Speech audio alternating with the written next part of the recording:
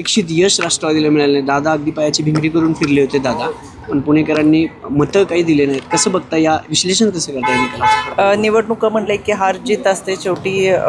जसं खेळामध्ये जिंकणारा हारणारा असतो, तशाच या निवडणुकीकडे आम्ही पाहतोय. याच्यामध्ये निश्चितपणाने आम्ही आत्मचिंतन करू आणि जो पुणेकरांनी, पिंपरी चिंचवडकरांनी आम्हाला कौल दिला आहे तो आम्ही खुल्या मनाने स्वीकारलेला आहे. ईव्हीएमवर आक्षेप घेतला जातोय, मतमोजणीवर आक्षेप घेतला गेलेला आहे तुमच्या उमेदवारांकडून. योग्य वाटतं तुम्हाला? काही फेरफार झालेला होता का? EVMच्या बाबत ज्या भागांमध्ये आम्ही फिरलो किंवा जिथं होतो त्याच्यामध्ये EVMच्या बाबत आमच्याकडे कोणत्याही तक्रारी आल्या नाहीत.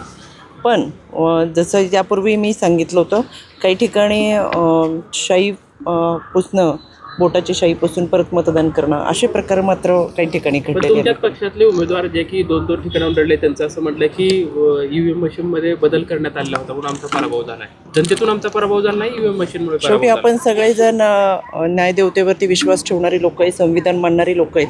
त्याच्यामुळे जर असं काही घडलं असेल तर न्यायालयीन प्रक्रियेमधून जाऊन नाही मागावं असं मला वाटतं. ज्यांनी आक्षेप घेतला त्या उमेदवार स्वतः दोन प्रभागातून लढत होत्या. निवडणुकीच्या पूर्वी सातत्याने तुमच्यावर देखील त्यांनी टीका केली होती. तुमच्यावर टीका करण्याची एनर्जी वाया घालवण्यापेक्षा प्रभागात जर एनर्जी वाया घालवली असती, तेवढीच वापरली असती, तर कदाचित विजय झाला असं वाटत नाही का तुम्हाला? मला वाटते माझ्या प्रश्नाचं उत्तरच तुम्ही सगळं दिलेलं आहे. पण यामध्ये मला असं वाटतं, जनतेने जो कौल दिला आहे तो एकदा आपण स्वीकारलेला आहे. त्याच्यामुळं आत्मचिंतन करण्याची फार मोठी गरज आहे असं मला वाटतं. आणि या सगळ्यांमध्ये खरं तर ही मी जसं म्हणलं, निवडणुकीमध्ये हार जीत ही होत असते, ती मान्य करणं, खुल्या मनाने मान्य करणं फार महत्त्वाचं आहे असं मला वाटतं. पण ज्या प्रभागात त्यांना उमेदवारी दिली होती, 2 प्रभाग होते. एक प्रभाग क्रमांक 25 जो मूळ पुणेकरांचा आहे, जिथे पेठा आहेत, मध्यवर्ती भाग आहेत, त्यांचं तिथे बरंचसं नेटवर्क आहे. आणि शिवाय 26मध्ये सुद्धा त्यांना उमेदवारी दिली. पक्षाकडनं 2 उमेदवारी देऊन सुद्धा जर निकाल अपेक्षेपेक्षा येत नसेल तर कोण याला जबाबदारी असं वाटतं? मला असं वाटते पक्ष याबाबत निश्चितपणाने विचार करेल. पण दोन पक्षातील 2 पदं देण्यावर त्यांचा आक्षेप होता. 2 ह्याच्यावरती उमेदवारी घेतली आणि ईव्हीएम मशीनमुळे खरं तर जाळीवर चढणं योग्य वाटतं का? कारण की तिथं उमेदवार आहे पुणेसारख्या शहरामध्ये होतं. खरं तर पुणेकरांनी हे सगळं पाहिलं. पुणेकरांना अशा गोष्टी आवडत नाहीत. शेवटी तुम्ही एक न्यायालयीन प्रक्रिया आहे, एक लोकशाही आहे, एक संविधानिक प्रक्रिया सुरू असताना तर त्या प्रक्रियेमधून जाणं फार गरजेचं आहे असं पुणेकरांचं असं. आणि पुणेकर हे सुज्ञ पुणेकर आहेत, समंजस पुणेकर. आणि पुणेकरांना ज्या पद्धतीने आता पुणेकरांनी जो कौल दिला तो आम्ही मान्य केला. ते असे म्हणतात की लोकशाही जिवंत ठेवण्यासाठी असे काही स्टंट करावे लागतात. ते प्रत्येकाचं मत असू शकतं, ते पुणेकरांचं मत नाही आहे. ताई, आपण महानगरपालिकेमध्ये बघितलं की दोन्ही राष्ट्रवादी एकत्र आले, मात्र चिन्ह घड्याळ आणि तुतारी या 2 वेगवेगळ्या चिन्हांवर लढलं.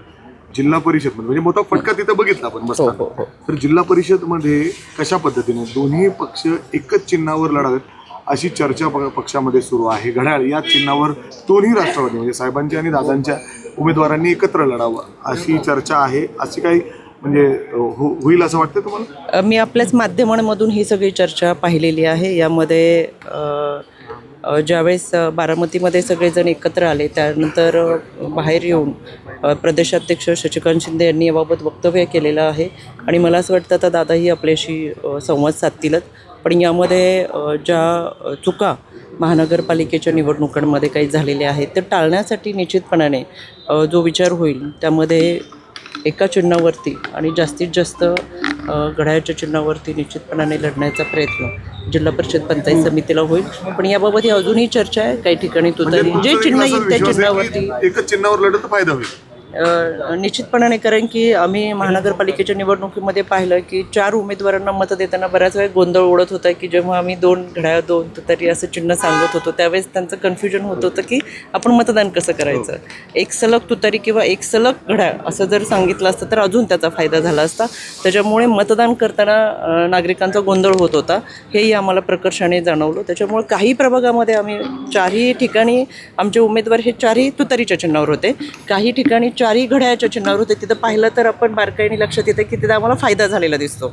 त्याच्यामुळे 2 घड्याळ आणि 2 तुतारी असं सांगताना जो गोंधळ उडत होता आणि ते मतदान कसं करायचं हे नागरिकांचं सुद्धा कन्फ्युजन फार मोठ्या प्रमाणात होतं. तर हे टाळण्यासाठी जर घेतले तरी सलग घड्याळ आणि सलग तुतारी असं चिन्ह घेऊन लढले तर निश्चितपणे त्याचा फायदा होईल असं मला वाटतं. पुणे महापालिका निवडणुकीत आपण जर पाहिलं तर अजित पवारांचे अनेक रोड शो झाले.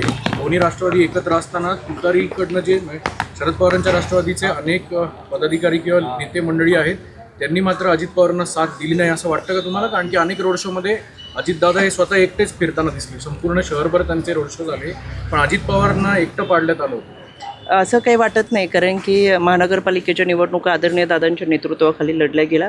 स्थानिक पातळीवरती तिथं तुतारीचे उमेदवार होते, तिथं तुतारीचे पदाधिकारी काम करत होते. यामध्ये महानगरपालिका आणि पिंपरी चिंचवडमध्ये निवडणुकीची संपूर्ण धुरा दादांनी सांभाळत असताना स्थानिक पातळीवरती ते पदाधिकारी काम करताना मात्र पाहायला मिळतो. काही पिंपरी चिंचवडमध्ये क्रॉस वोटिंगचं म्हणजे हे सगळं प्रकरण समोर आलेलं आहे. उज्ज्वला गौड आहेत, अक्षरशः व्हिडिओ आहे त्यांचा आणि ते सगळे प्रचारादरम्यान सांगताना दिसतात की 3 कमळ द्या आणि 1 घड्याळ द्या. अशा पद्धतीचा व्हिडिओ ABP माझ्याकडे आहे आता. आणि अशा पद्धतीने क्रॉस वोटिंग तुमचेच उमेदवार म्हणजे प्रचारात करताना दिसत आहेत. त्यांच्यावर काय म्हणजे काय कारवाई करावी? दादा निश्चितपणाने याची दखल घेतील.